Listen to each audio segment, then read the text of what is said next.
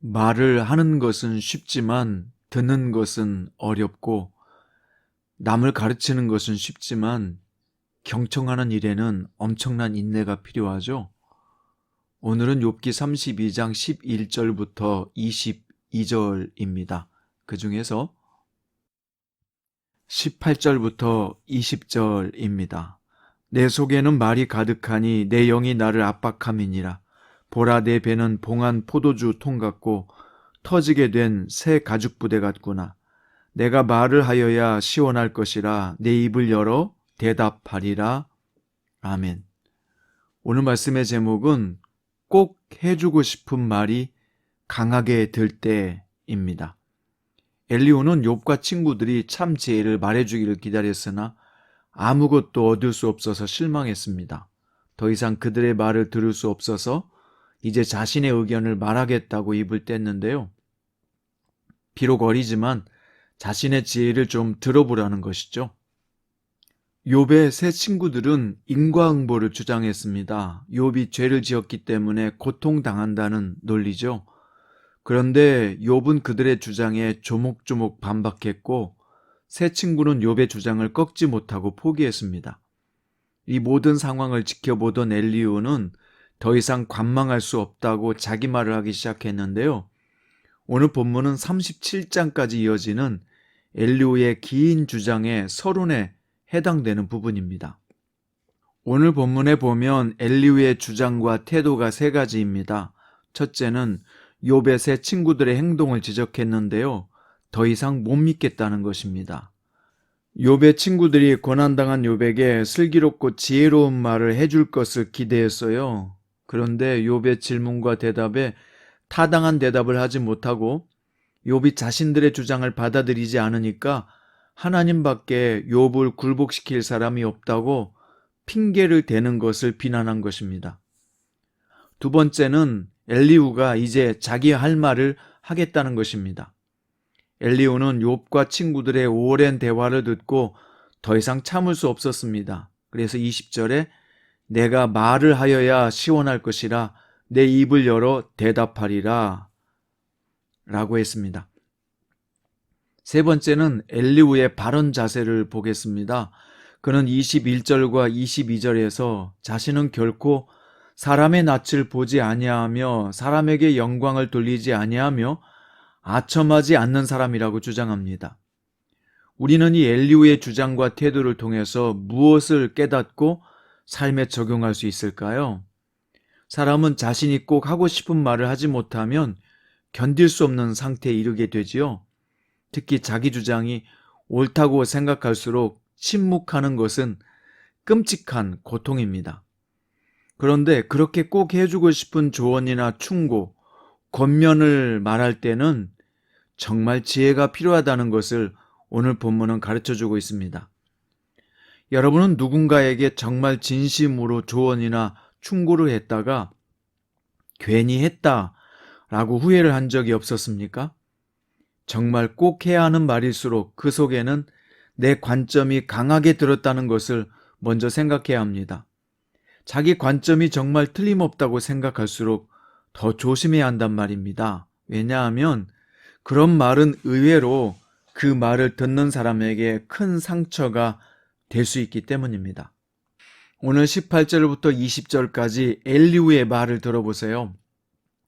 내 속에는 말이 가득하니 내 영이 나를 압박함이니라. 보라, 내 배는 봉한 포도주통 같고 터지게 된 새 가죽 부대 같구나. 얼마나 말하고 싶었으면 내 영이 나를 압박하여 부풀어 오른 포도주통 같고 터지게 된 가죽 부대 같다고 했겠습니까?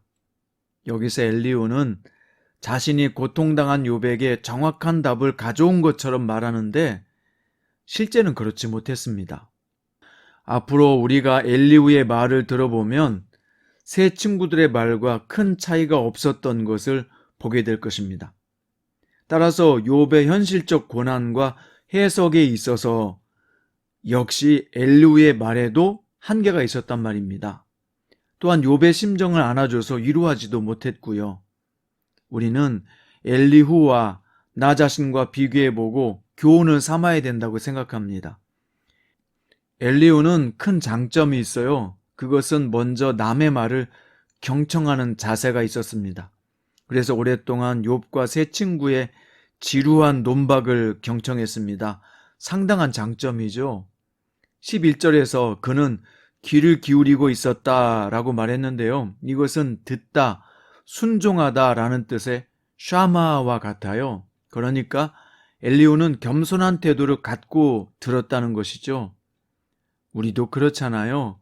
말하는 것보다 듣는 게 훨씬 더 어렵죠. 때로는 들어주는 것이 굉장한 고통이 되기도 합니다. 같은 말을 특히 반복할 때는 그렇잖아요. 여기에는 겸손한 태도가 필요합니다. 자기 주장이 강한 사람일수록 잘 듣지 못하잖아요. 그렇게 엘리후가 끝까지 갔으면 좋았을 텐데 자기 주장을 펼치기 위해서 욥과 세 친구의 말을 무시하고 말았어요. 먼저 그들의 말에는 큰 문제가 있고 자신만이 이 모든 대화의 종결자라고 생각한 것입니다. 이것은 자기 토론을 위해서 필요한 과정이라고 말할 수도 있겠지만요. 지금 여기는 토론장이 아니잖아요. 왜냐하면 욥이 지금 엄청난 고난을 당하여 죽을 지경이잖아요. 우리가 중환자 앞에서 잘잘못을 따지지 않아야 하는 것처럼 지금 엘리후는 대화의 초점을 자기 주장에 맞추면 안 되었습니다. 욥의 아픔과 고난에 집중했어야 했단 말입니다. 여러분, 우리도 누가 옳고 그르다는 식으로 대화하다 보면 본질을 잃어버릴 때가 있습니다. 이 대화를 해야 되는 진짜 목적을 상실하고요. 논리 싸움이 되거나 감정 싸움으로 번질 수 있습니다. 그렇게 되면 위로하러 온 욥의 세 친구나 엘리후나 하나도 다를 게 없게 됩니다. 성도 여러분, 우리가 하는 말에는 내 생각이나 주장, 관점이 다 녹아 들어가 있습니다.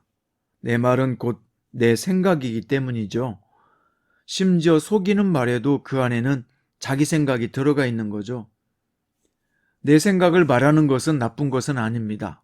내 주장을 펼쳐서 오히려 대화가 단절되고 상처를 받는 사람이 있다면 그건 주의해야 합니다. 저의 경우를 보면 과거에 누군가에게 강하게 주장했던 내 말들이 지금 와서 보면 낯뜨겁고 민망한 것들이 많습니다. 따라서 지금 내가 강력한 확신이 드는 말도요, 내 주장도 틀릴 수 있고 오류가 될 수 있다는 것을 알아야 합니다. 그리고 내 주장도 필요하지만 그 주장이 듣는 사람에게 아픔이 되고 상처가 되지 않도록 주의해야 합니다. 말은 하나님이 인간에게 주신 최고의 선물이 원사입니다. 하지만 이것을 잘못 사용하면 어떤 무기보다도 무서운 것이 될 수 있습니다. 하지만 잘 사용하면 뼈의 양약이 되고 죽어가는 사람을 살릴 수도 있습니다. 오늘도 말에 지혜가 있기를 주님의 이름으로 축원드립니다.